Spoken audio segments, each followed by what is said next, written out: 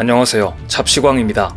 얼마 전부터 중국은 한국의 문화에 대해 말도 안 되는 억지 주장을 펼치며 한국이 중국의 문화를 훔쳐갔다고 주장하고 있습니다. 중국이 다방면으로 동북 공정과 문화 공정을 하고 있는 가운데 한국 네티즌들이 중국의 횡포를 발견하고 이를 퇴치하는 사례도 늘어가고 있습니다.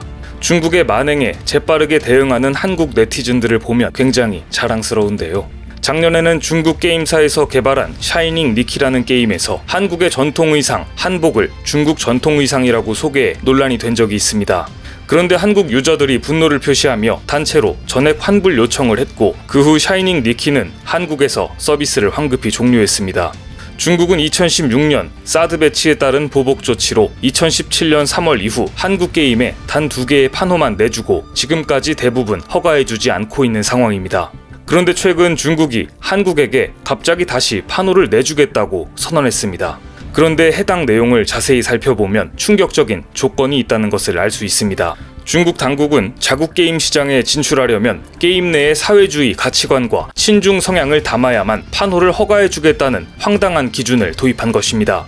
사실상 다른 나라의 중국 진출을 가로막기 위한 것 아니겠냐는 지적도 나오고 있습니다. 중국 중앙선전부는 이달 1일부터 새로운 판호 발급 심사 기준을 도입해 운영 중입니다. 새로운 채점 제도는 관념 지향, 원조 창작, 제작 품질, 문화적 의미, 개발 정도 등 크게 5가지로 나뉩니다. 각각 최저 0점부터 최고 5점까지 부여되는데 5개 항목 중 어느 하나라도 0점을 받으면 심사에서 탈락합니다. 문제는 관념 지향과 문화적 의미 2가지 항목입니다. 관념 지향 기준에는 게임 주제와 플레이어 역할 및 메인 플레이 방식이 사회주의 핵심 가치관에 부합되는지에 대한 여부를 평가한다고 명시되어 있습니다. 문화적 의미에서는 게임이 중국의 우수한 문화를 널리 알릴 수 있는지 등을 고려한다고 적혀 있습니다. 즉 중국의 사회주의 핵심 가치관에 부합되면서 대놓고 친중 게임인지 여부를 심사한다는 의미입니다. 노골적으로 정부의 입맛에 맞는 게임만 허가를 내주겠다는 뜻으로 보이는데요. 이런 어이없는 정책에 국내 게임사들은 난색을 표하고 있습니다. 중국 시장은 세계 최대 규모의 게임 시장을 보유하고 있습니다. 수십억 명의 유저들을 놓치고 있는 국내 게임사 입장에선 하루빨리 판호 발급을 받아 수익을 올리고 싶을 텐데요. 그러나 사회주의, 중국 문화 전파 등을 포함한 말도 안 되는 기준에 이도저도 못하고 있는 상황입니다. 이에 사이버 외교사절단 반크에서도 역사를 왜곡하고 문화 제국주의를 지향하는 중국 정부의 판호 정책에 대해 강력 규탄하고 있습니다. 박기태 반크 단장은 결국 개인이나 기업이 중국에서 게임을 출시하려면 사회주의를 찬양해야 하며 민족적 정체성을 표현하지 못하고 침묵해야 한다는 것이라고 주장했습니다. 이는 세계인권선언 제18조 사상과 양심의 자유, 제19조 표현의 자유에 대한 과도한 침해 등에 위배된다고 판단한 것인데요. 이에 반크는 중국의 게임 서비스 정책을 비판하는 다국어 포스터를 제작해 SNS에서 배포하고 최대 규모 국제 청원 사이트에도 게시했습니다. 중국이 제대로 정책을 고치기 전까지 우리도 공식적으로 중국 게임에 대한 맛 제재를 가해야 하지 않을까 싶습니다. 또 최근 중국은 한국의 유명 가수의 음원을 도둑질하면서까지 한국에 직접적인 피해를 주고 있습니다. 최근 SNS상에서 가수 이승철이 2005년 발매한 노래 서쪽 하늘 등을 중국 쪽에서 무단으로 변형해 원곡으로 등록하고 있다는 지적이 제기됐습니다. 유튜브에서 서쪽 하늘 뮤직비디오를 찾아보면 음악 정보가 가수 샤오미미의 노래로 된 영상이 검색됩니다.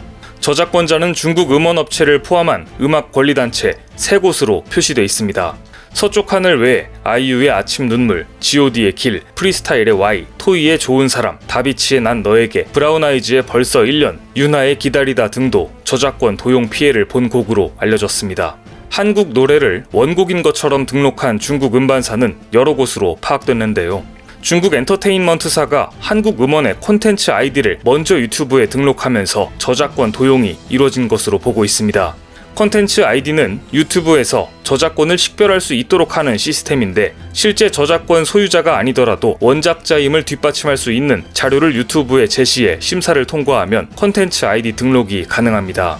이에 따라 유튜브에서 발생한 국내 음원 관련 영상 수익이 콘텐츠 아이디를 등록한 중국 번안곡 저작자에게 돌아갈 수도 있는 구조적인 취약점을 가지고 있는 것이죠. 이런 시스템의 허점을 이용해 중국 회사들은 한국의 인기 있는 곡들을 불법으로 도둑질하고 있습니다. 가수 윤하는 최근 자신의 SNS를 통해 상상을 초월하는 방법이라 당황스럽지만 차차 해결해 나갈 것이라며 그렇게 해서는 감동을 줄 수도 천금을 벌 수도 없단다 라고 자신의 곡을 무단 도용한 이들에게 일침을 가했습니다. 한국음악저작권협회는 향후 저작권료가 정상적으로 배분되도록 유튜브 측에 요구한 데 이어 과거 사용료, 소급도 요구할 예정입니다. 그나마 다행인 것은 이러한 사건들 모두 국내 네티즌들이 빠르게 대응하여 중국의 악행들을 바로잡고 있다는 것입니다. 뿐만 아니라 강원도 춘천시와 홍천군에 들어설 예정이었던 한중 문화타운 사업도 최근 국내 네티즌들의 힘 덕분에 결국 무산됐습니다. 한 달 새 67만 명이 넘는 국민이 반대 청원에 서명하는 등 폭발적인 반대 여론을 고려한 조치입니다. 그러나 곧이어 정동진과 경기 포천에서도 또 다른 차이나타운 조성 논란이 불거졌습니다. 이와 관련해 지자체의 해명에도 불구하고 많은 지역 주민들이 납득을 못하고 있어 여파는 쉽게 가라앉지 않고 있습니다. 특히 포천에는 중국 공산당이 직접 개입한 정황이 있는 차이나타운과 공자학원이 실제로 추진된다는 이야기까지 나와 충격을 주고 있는데요. 포천 스마트팜 빌리지 조성 사업은 중국 정부 차원에서 지원을 하는 사업으로 싱하이밍 주한 중국 대사가 직접 포천 설명회장에 방문하기도 했습니다. 사업 자금 역시 중국의 우시안 광띠엔치 따루 그룹이 공식 투자한 것으로 알려져 있어 중국 공산당의 지휘 아래 중국 자본이 대한민국 지자체의 땅을 빌어 한반도에 중국 문화를 심겠다는 의도가 담겨 있다고 볼 수 있습니다. 또 포천시가 이곳에 중국 공자마을을 만들 계획을 갖고 있다는 점입니다. 중국 공자마을은 중국 산둥성 중남부에 위치한 곡부 지역에 공자 사당과 대성전 등을 만들어 공자와 제자들의 발자취를 느낄 수 있고 중국 선조들의 생활상을 알 수 있도록 조성한 곳입니다. 그런데 이를 본따서 한반도 포천 땅에 공자마을을 만들겠다는 것입니다. 자연스럽게 주변의 차이나타운도 조성이 된다는 것인데요. 이에 네티즌들은 중국 선조들의 생활상을 알아보고 싶으면 중국에 가서 알아보면 될 일이지 왜 대한민국 영토에서 중국의 생활상을 알 수 있도록 조성하냐면서 분노하고 있습니다. 이 같은 논란이 일자 포천시는 사업 초기 여러 아이디어 중 하나로 제안된 바 있지만 검토 후 배제했다며 차이나타운이나 공자마을 조성 계획은 없다고 설명했습니다. 그러나 문제는 이미 포천시가 사업 계획을 수립할 당시 관계자가 중국에 왔다 갔다 한 정황이 포착되었고 이미 중국 당국과 조율이 됐고 중국 돈이 투자됐다는 게 문제입니다. 단순한 민간 자본으로 지자체의 활성화를 꾀한다는 차원이 아니라는 것인데요. 포천의 스마트시티 역시 세계적으로 문제가 되고 있는 중국의 화웨이를 비롯한 중국 기술을 바탕으로 건설되는 것으로 알려져 있으며 중국 공산당 등이 이미 자본금 800억 원을 공동 출자한 것으로 알려져 있습니다. 중국의 동북공정이 심각한 상황에서 백도어로 정보를 훔쳐가는 것으로 악명 높은 화웨이의 기술을 국내에 도입한다는 것 자체가 많은 국민들의 의문을 사고 있습니다. 현재 중국은 한국과 인적, 물적 교류가 많은 교역국이자 경제적으로 주요한 포지션을 잡고 있는 것은 사실입니다. 그러나 자유, 인권, 민주주의 같은 핵심 가치를 공유하지 않는 데다 주변국들의 도를 넘어선 강압적 행태를 보이고 있어 중국을 아예 손절해야 한다는 이야기까지 나오고 있는 상황입니다.